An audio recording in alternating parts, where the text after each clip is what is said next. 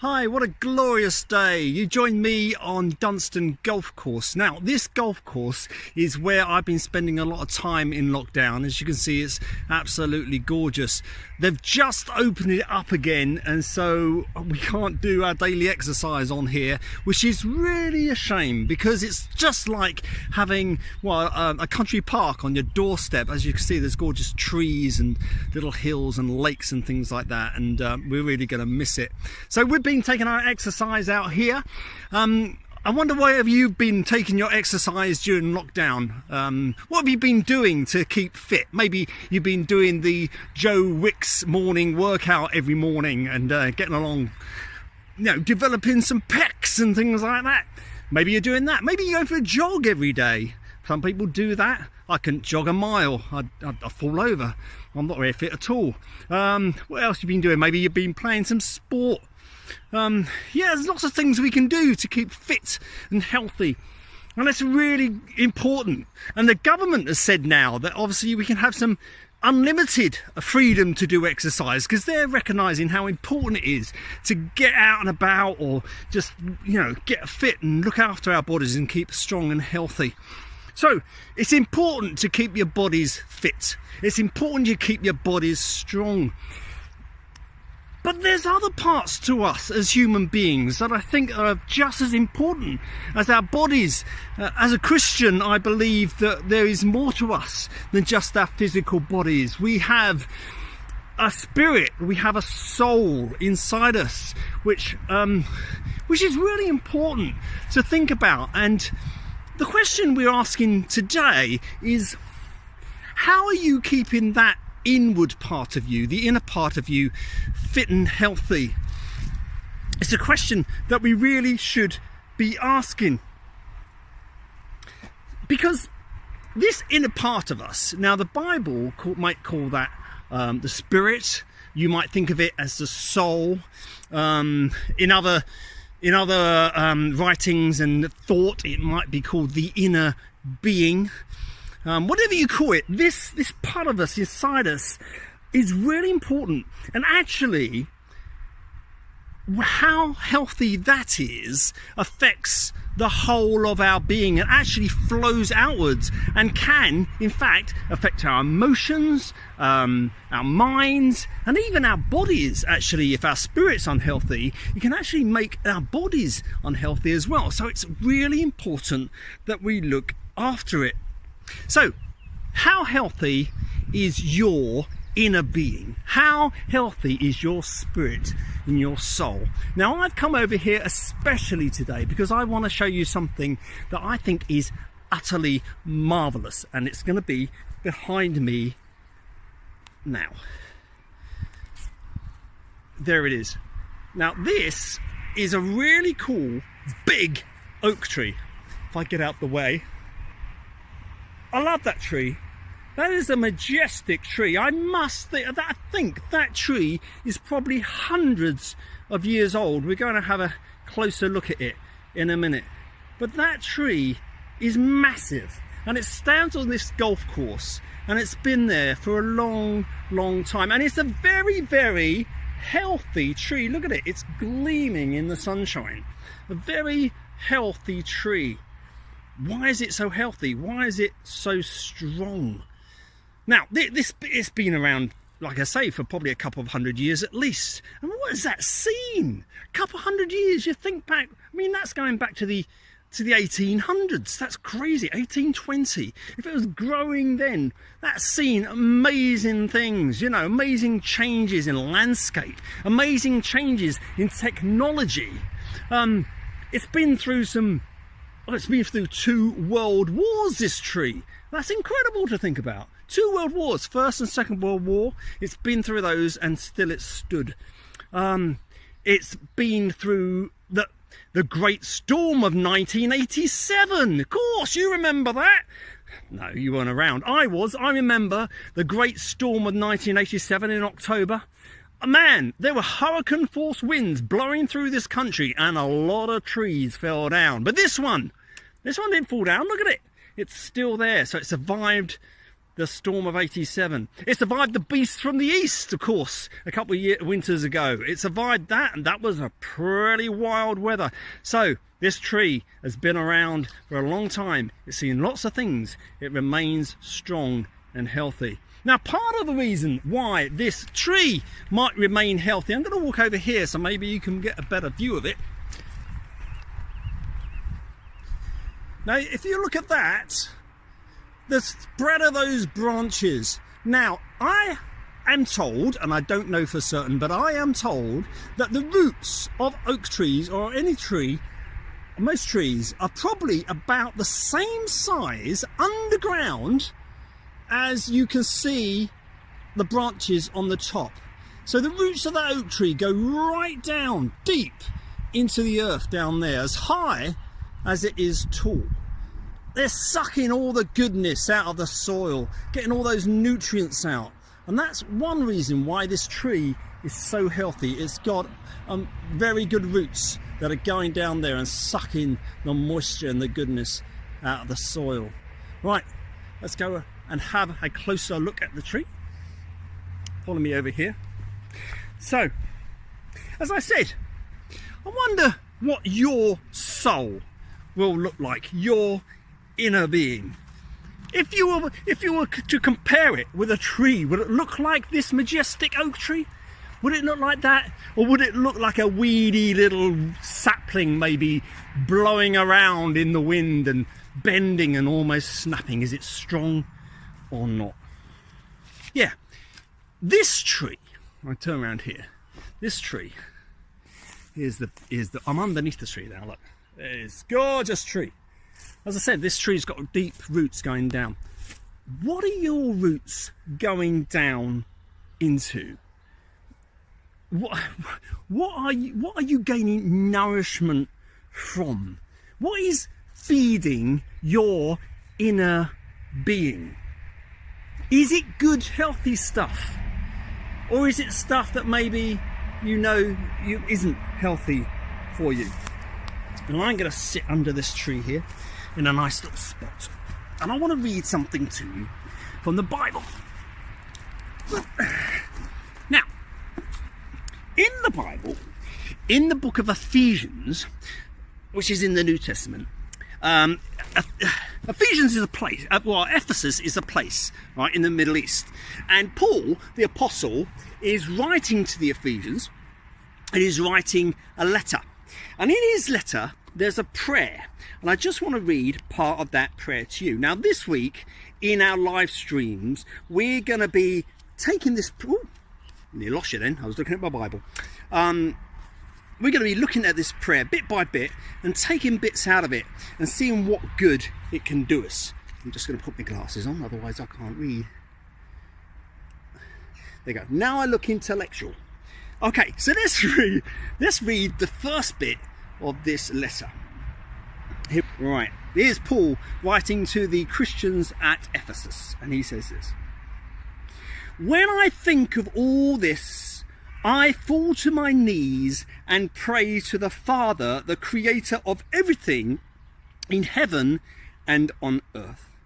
I pray that from his glorious, unlimited resources, he will empower you with inner strength through his Spirit.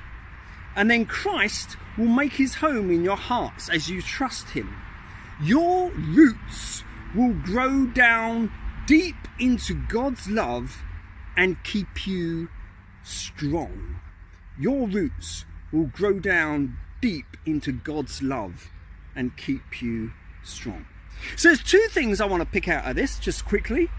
Right, Paul prays that from God's glorious, unlimited resources, that he will empower us with inner strength. Or in another version it says, give you power in your inner being, your soul, your spirit, whatever you want to call it, your heart. The bit inside of you that's really important, that we really have to keep an eye on to keep it strong. So, Paul says that out of God's glorious riches, his unlimited resources. He can give you power for your inner being. I love that.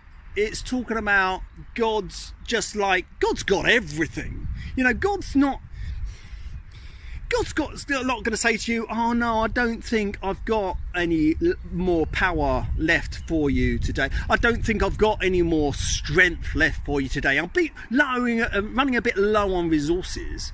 Now that's not God. God has all the power and the resources in the universe at his disposal. And if he chooses to give some of that to you to empower your inner life, then he's going to do it. But have you asked? I wonder how strong you're feeling today. Do you need a bit of that strength, a bit of man, I'm feeling weak inside. I get tempted so often and I give in. I start projects, but I don't have the will to carry on. I've got no kind of vision. I'm just I feel like I'm floating around, and I'm like, everything that hits me, it's just knocking me over. Well, maybe you need some of this inner strength from God's unlimited resources that the Bible talks about. If you do, ask him for it. Ask him for it and see what happens. What have you got to lose? Say, God, I'm feeling really weak today. I really need to be strong. Can you help me? I know that you've got unlimited resources. You've got power that you can give me to make it through this life. God, because I need you, because I feel so weak at the moment. So if you're feeling like that, ask for some strength. And then there's the other bit that talks about roots going deep down into God's love. What about your roots? We asked the question earlier, you know, where are you getting your energy from? Where are you getting your resources from? The best place to get resources in this world is God. And the best thing about God is that he is full of love. God's love is incredible. You know, when I think about it, and I think of all the things I've done that God should have turned his back on me years ago. He should have walked away. He should have said, Gary, you just stuff up too much.